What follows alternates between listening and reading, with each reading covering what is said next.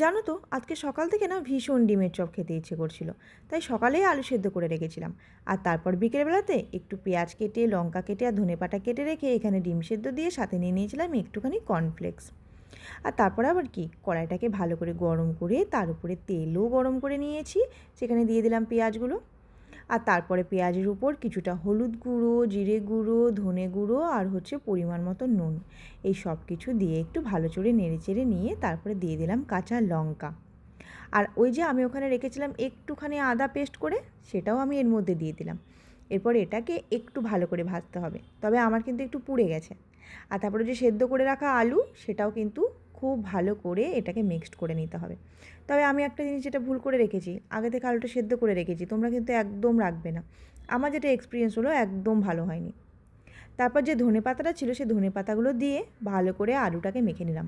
আমার জানো তো ধনেপাতা খেতে ভীষণ ভালো লাগে, তাতে মনে হয় যে যদি শুধু ধনেপাতা থাকে তাহলে যেন আরও বেশি ভালো হবে। তারপরে যে ডিম সেদ্ধগুলোকে এক এক করে এমনি করে আলুগুলোকে চেপটে তার উপর ডিম সেদ্ধ দিয়ে তার উপরে আবার আলু দিয়ে বেশ ভালো করে ওটাকে ভরে দিলাম। মানে বলতে পারো আলুর ভিতরে ডিম সেদ্ধটাকে দিয়ে দিলাম।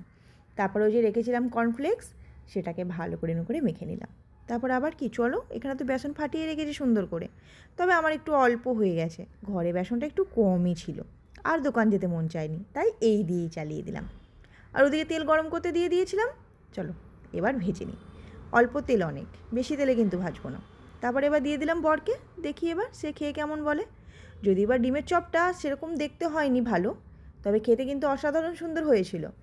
তোমরাও চাইলে এরকম কিন্তু একটু ডিমের চপ সন্ধেবেলায় করে খেতে পারো, ভালোই লাগবে, সাথে কিন্তু বড় খুশি হবে।